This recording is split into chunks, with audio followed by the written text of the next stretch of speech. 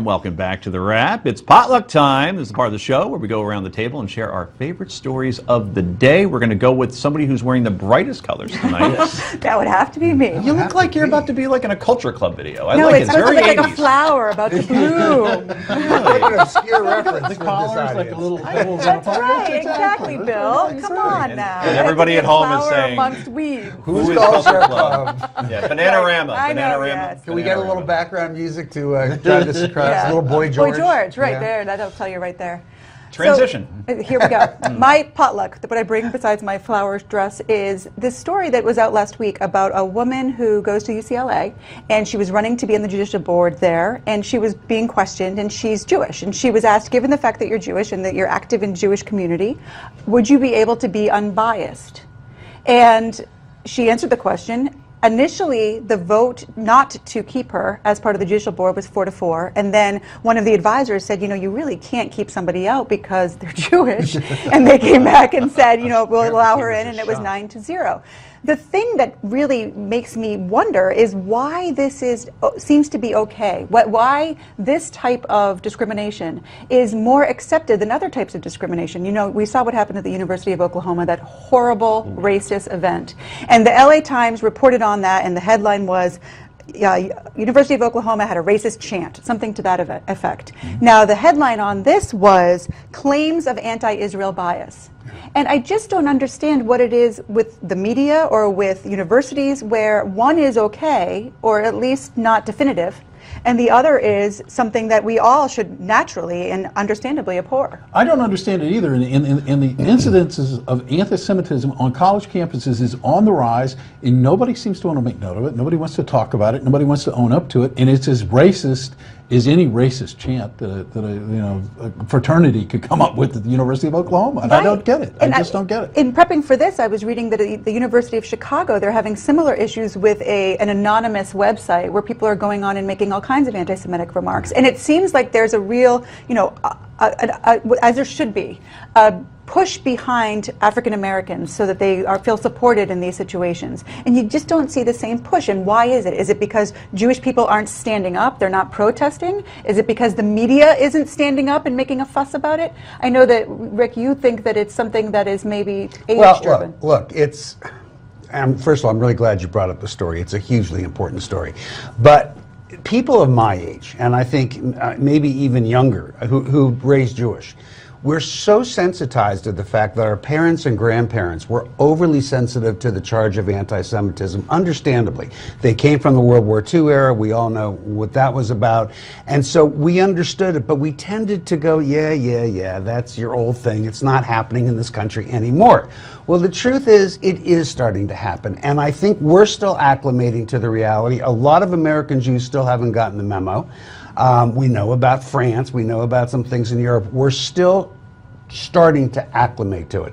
It's going to take a little while. And it's going to take stories like this on a UCLA campus across from my home in LA, to get it across. And I'm really glad you brought it up. And we'll have to end with the only Jewish member of the panel, as far as we know. So far as we know. Yes, Mr. Tucker.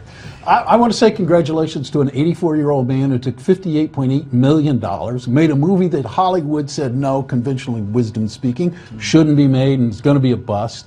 And this weekend, that movie, American Sniper, became the top grossing film of 2014, $337.2 million, edging out Hunger Games Part 1. So you can't tell Hollywood anymore, or Hollywood can't tell us anymore, that this doesn't play to America. It When did clearly Hollywood plays. tell you that it didn't?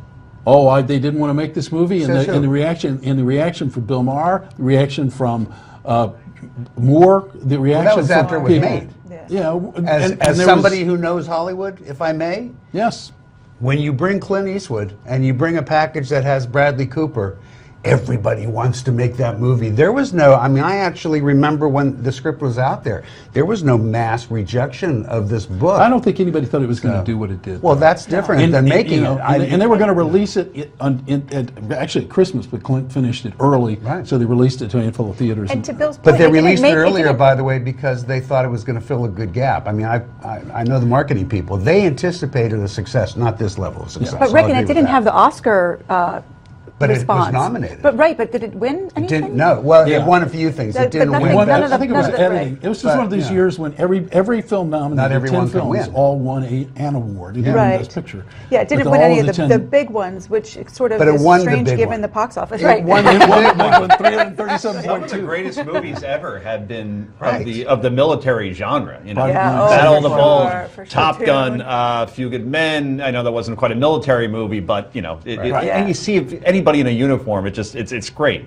Saving Private But Ryan, this was Hurt just like, Locker. this was a human story, and that's what made it a great movie. Absolutely, Right. and a great book. Yep, and Mr. Eastwood still got his fastball at 84 years old. We take a quick break, but don't worry, we have more political potluck when we come back, including my own. This is the Daily Wrap, only on Newsmax TV.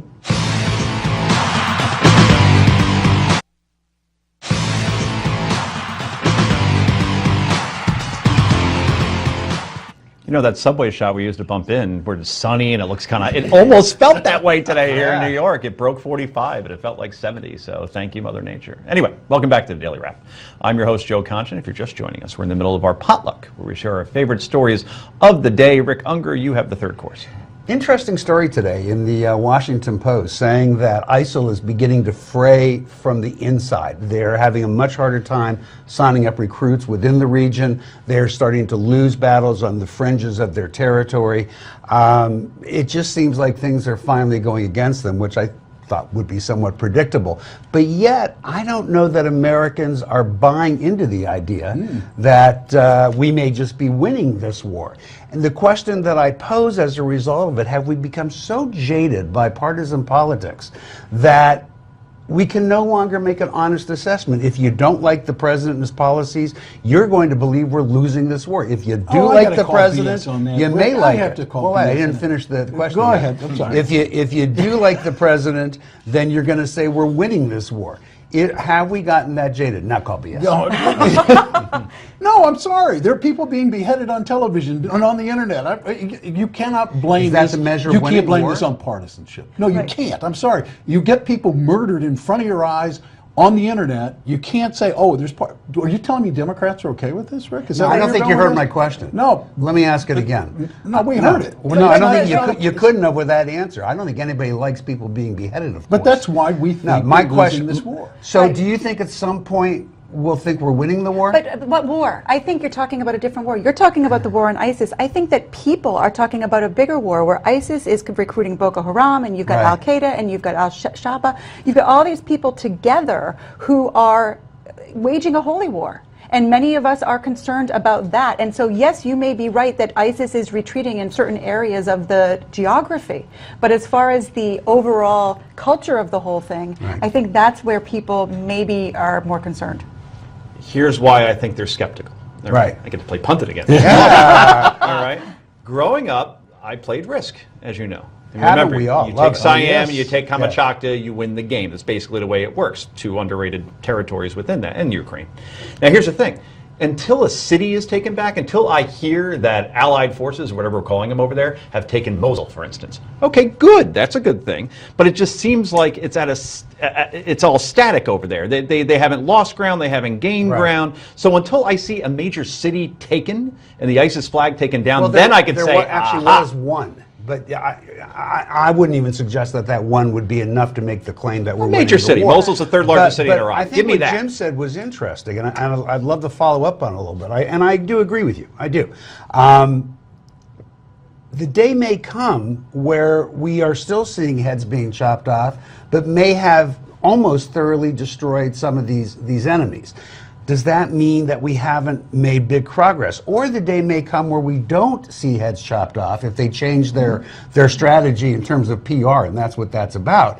And yet that doesn't necessarily mean that we are winning the war. Right. This is my question. You know, are we so jaded in the politics of this that as a public we can no longer see when it's going better or when it's going worse? No, I think Heather's right. I think Heather's right. I think Heather's most always right, but I don't know what she said that was. No, she's bright, not right. Right. Oh, she's to my left. But no, I think she's right. But most Americans see this as a much broader, bigger war. Right. They see it as a holy war, and that scares people because when you have people who are motivated by holiness in quotes. Well, it does scare people, becomes but I don't frightening. know if it speaks to winning or losing, but I agree, it does scare people. It scares me. But I don't know how we ever measure how we're doing. You know what scares me more than anything? When my time is Yes. bitten into again by hunger. Oh, that no. that was a I've great been conversation, good. though, so I kind of let it roll. I don't really need that much time for what I want to talk about today, and that is the New York Times. And if you may have, you probably didn't hear about this, but the Bush family, particularly George W. Bush and First Lady Laura Bush, they went to Selma for that march and that now iconic photo that you see there of the president and the first lady and the first family. What you don't see in that photo, to the very, very, very right, yes, there he is the former president, George W. Bush, Bush 43, along with Laura. Now, for whatever reason, at that one exact point where Bush appeared, the New York Times decided, I think that's all the room we have to show what's going on. And Politico before the weekend was saying how, well, Republicans are blowing off this event, even though Tim Scott, South Carolina senator, the first black African-American to be elected to the Senate since Reconstruction, he co-chaired the entire event, right? There was another congressman down in Alabama who actually had the Selma marches awarded the Congressional Medal of Honor, which is the highest civilian honor given out. All that isn't spoken about. All it was the Republicans blew it off, and photos like that give that impression, Mr. But wait, Underwood. let's be accurate. What they were not complaining that Republicans Very low weren't on time. going, and you're correct that Tim Scott was there. They were complaining that Republican congressional leadership wasn't going. Right, McCarthy and I finally agree. went. And Boehner, And by the way, the New York Times was absolutely wrong to crop they that were. photo. Boehner and McConnell absolutely should have gone. They failed Optics 101 completely. And Bush should have been Make the shown, and trip. God bless And him Bush for should have being been there. shown, and we got to go because we got to get ready for Yay or Nay. This is the Daily Wrap only on Newsmax.